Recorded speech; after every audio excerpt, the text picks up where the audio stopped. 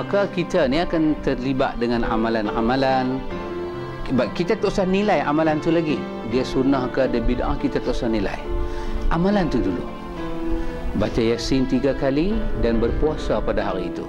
Siangnya puasa, malamnya baca Yasin 3 kali dengan 3 niat sebelum masuk waktu.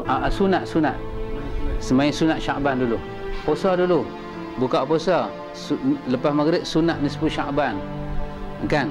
Kemudian baca Yasin 3 kali dengan 3 niat sebelum masuk waktu Isyak.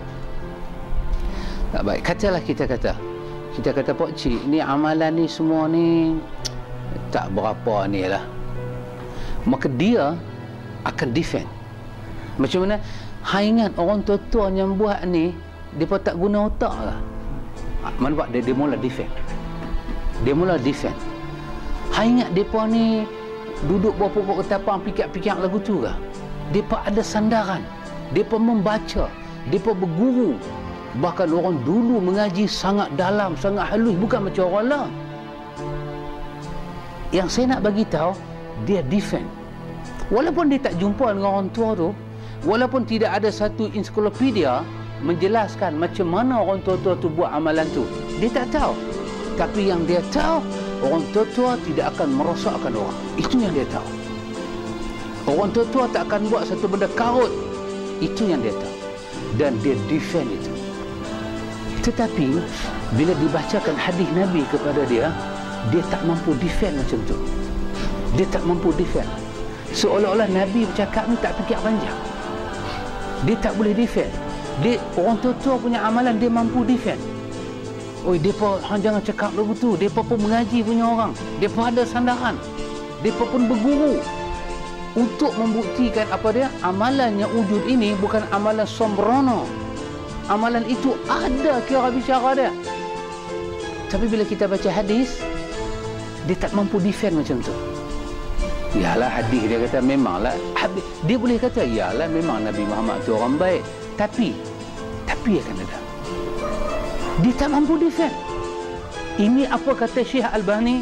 Ini adalah nikmat yang Allah bagi pada sebahagian orang untuk mengenal Nabi Muhammad dengan perasaan. Tapi Allah tak bagi pada sebahagian orang. Allahu Akbar. Sebagaimana Allah Quran kata pada kita apa? Yuhibbunahum kahubbillah. Masya Allah. Yuhibbunahum kahubbillah. Mereka mencintai benda-benda ini seumpama mencintai Allah. Seumpama mencintai Allah. Allah kata tidak.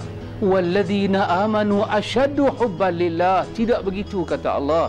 Orang mukmin itu sangat mencintai Allah, sangat mencintai wahyu Allah, sangat mencintai syariatnya Allah menurunkan.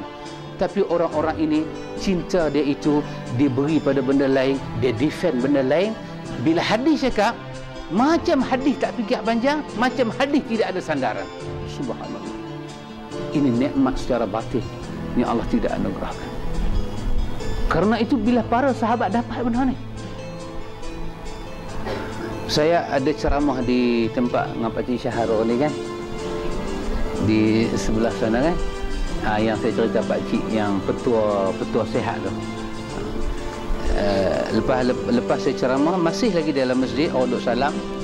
Dalam ceramah itu saya menyatakan bahawa kita kena beragama seperti sahabat, mesti beragama seperti sahabat.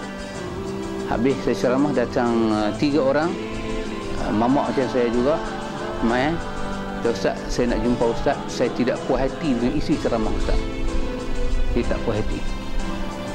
Saya kata apa yang tak dipuas-hatikan? Dia kata saya tak puas hati bila Ustaz suruh ikut sahabat. Siapa sahabat? Sahabat-sahabat semua kena tolak tepi. Yang benarnya kita hanya ikut Nabi Muhammad cukup. Sahabat-sahabat semua. Dan dia minta satu hari dengan saya nak muzakarah. Minta satu hari nak muzakarah. Nak muzakarah. Tak apa, saya kata Tuhan yang bagi tarikh, Tuhan yang bagi tempat. Saya tidak muzakarah, saya cuma nak mendengar dalil dia aja. Apa yang tersirat dalam hati dia sampai dia sangat cemburu dengan orang ini. Apa yang ada dalam kepala dia sampai orang ini menjadi orang yang dia jadi target permusuhan. Apa yang dia fikir? Dia fikir agama yang turun ke Nabi terus sampai ke kita tanpa ada jambatan dia. Guru dia lebih mulia dari sahabat. Oh jangan. Orang putih kata enough is enough. Cukuplah perangai kotor tu. Berhenti. Tengok para sahabat. Bila Quran kata farudduhu ilallah. Betul kita baca hadis Bukhari. Dalam hadis Bukhari ketika turun ayat apa? Al-yawma akmaltu lakum dinakum wa atmamtu alaikum ni'mati wa raditu lakum al-islam madinah. Kenapa Abu Bakar boleh menangis? Dia boleh menangis. Abu Bakar terisak-isak, Umar terisak-isak, hak sahabat lain semua bersyukur pada Allah. Alhamdulillah, Islam telah menjadi agama hujah, Islam telah menjadi agama rahmatan lil alamin. Tapi ada sahabat terisak-isak dah. Kenapa? Nikmat perasaan kita tak dapat. Nikmat. Oh Masya Allah.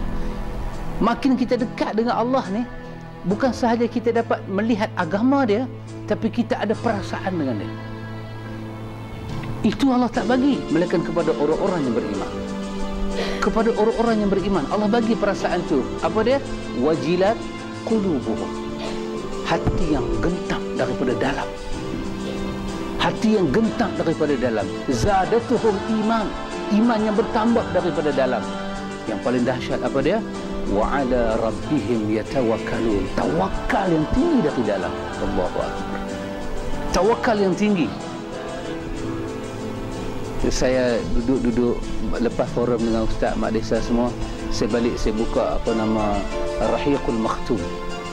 Saya buka tentang perang Mu'tah, tambak perang Mu'tah. Saya cuba menghayati perang Mu'tah. Antum, kita ini, kita berada di tempat yang negeri kita alhamdulillah, tempat kita alhamdulillah. Alhamdulillah. Jadi bermacam-macam program yang kita nak buat ini, rasanya dia punya halangan itu sikit. Terlalu sikit. Tapi yang sikit itu pun kita rasa apa? Sangat beban. Sangat beban. Kalau antum tengok di Kuala Lumpur, di satu masjid Pak Mit, apa tu, Seri Kembangan. Seri Kembangan ada satu taman nama Taman Equine. Di situ ada satu surau nama Al-Muttaqin. Surau itu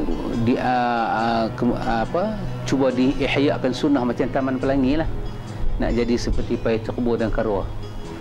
Azan jemaah sekali. Alhamdulillah dia menjadi.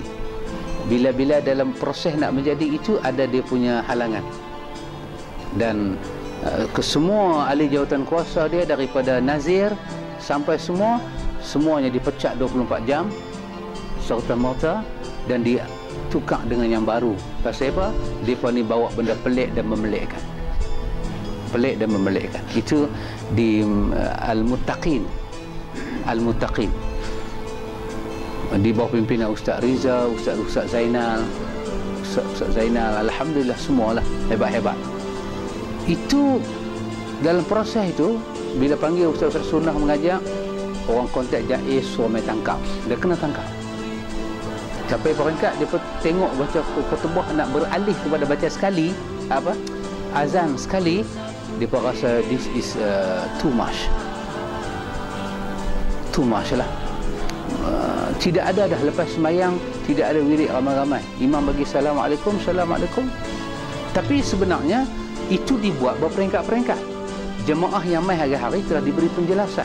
Dilekat zikir-zikir depan tu, zikir-zikir yang daripada Nabi yang mana. Dilekat dan diberi penjelasan. Kenapa tak buat cara orang lama? Kenapa dah sembahyang mayat tak bagi duit? Diberi penjelasan masa ke semasa. Jemaah yang hadir hari-hari faham. Yang tak faham ni jemaah yang hari-hari tak hadir. Hari-hari tak hadir. Dia tak faham. Masalah dia, problem dia, dia ada kuasa. Dia mula tengok satu kelainan. Hari itu saya pergi baca khutbah raya. Khutbah raya saya baca sekali je. Tak baca 2 kali. Khutbah raya haji baca sekali. Kemudian Ustaz Riza ajak macam mana korban dengan tidak menyiksakan lembu, ikat satu tali aja kaki dia, kemudian sembelih, tak payah ikat 4 tali. Ada orang tengok benda ni sangat, benda ni lebih dia tengok benda ni, saya nak cakap sikit, dia tengok benda ni lebih teruk daripada dia tengok Syiah lagi. Kepada dia Syiah okey lagi. Syiah mau marhaban juga. Syiah mau tahlil juga. Syiah mau baca talqin juga. Syiah dia pun. Itu hujah dia. Hampa kata mereka ni Syiah, mereka ni lebih ali. Walaupun dia tu Syiah sesat, semayang dia baca doa juga. Usali juga dia. Syiah dia pun mati dia buat kenduri. Syiah dia pun malam Jumaat baca Yasin. Hampa yang kata sunnah ni sampai doa tak mau langsung. Hampa kata teruk, Syiah kata teruk. Ya subhanallah. Ini saya katakan tadi. Mungkin dapat ilmu tapi tak mendapat menjiwai sunnah. Dia tak faham. Dia mengaku dia ahli sunnah tapi dia tak tahu betapa bahayanya mazhab Syiah ini. Pemikiran Syiah ini sangat bahaya. Dia tidak tahu. Akhirnya yang terbaru sekali, maka buang semua, ganti yang baru, masjid itu kembalilah asal. Daripada tidak ada turun-menurun, sekarang menurunlah macam-macam dah jadi. Kalang kabut. Kawan-kawan yang mereka itu terlibat dalam ujian ini, mereka merasa cukup besar. Pasal apa? Dah sampai dah dia punya, dengan masjid tu punya location tu pula, hati bukit, cantik. Maka kawan merasa begitu berat diuji. Ada yang menangis, ada yang tak boleh tidur malam. Kemudian dia pun pilih pula AJK luar karya, tak duduk dalam tu. Bila saya tengok perang Mu'tah, antum boleh bayang dengan perang Mu'tah, perjalanan yang jauh, 3,000 nak berperang dengan 100,000. Antum bayang situasi itu. Kita macam ni tak boleh tidur malam. Ini nak tetap menetap, sembelih menyembelih, pukul memukul. 3,000 nak lawan dengan 100,000. Orang kata, bukan kata kalah lawan, kalah tengok dah. Tengok pun kalah dah. Tetapi Allah menganugerahkan apa yang Allah tak anugerahkan kepada kita sahabat ini. Perasaan dia, bang. Oh, dahsyat. Perasaan dia sangat dahsyat. Sahabat Nabi Abdullah bin Rawaha bangun membagi pidato yang besar. Bagi pidatonya berapi-rapi kepada sahabat. Mereka bangun dan Mu'tah berpihak kepada tentera Islam. Subhanallah. Itu yang kita tak dapat. Abu Bakar tengok ayat turun, ada benda yang dia nampak. Kita akan hilang Rasul utusan. Pasal agama dah sempurna. Itu Umar nampak, tapi yang lain tidak nampak. Bila diberi penjelasan, barulah dia nampak apa yang Abu Bakar nampak. Itu jiwa sahabat. Tak ada orang dia dengki dengan sahabat lagu ni. Sedangkan Quran kata apa? Wala taj'al fi qulubina ghillan lilladzina amanu rabbana innaka raufur rahim. Jangan campak dalam hati kami ya Allah perasaan dendam, dengki kepada orang-orang yang beriman. Oh, jangan ada. Dengki orang lain tak apa. Jangan dengki kepada orang-orang yang beriman. Sahabat itulah orang-orang yang mula beriman.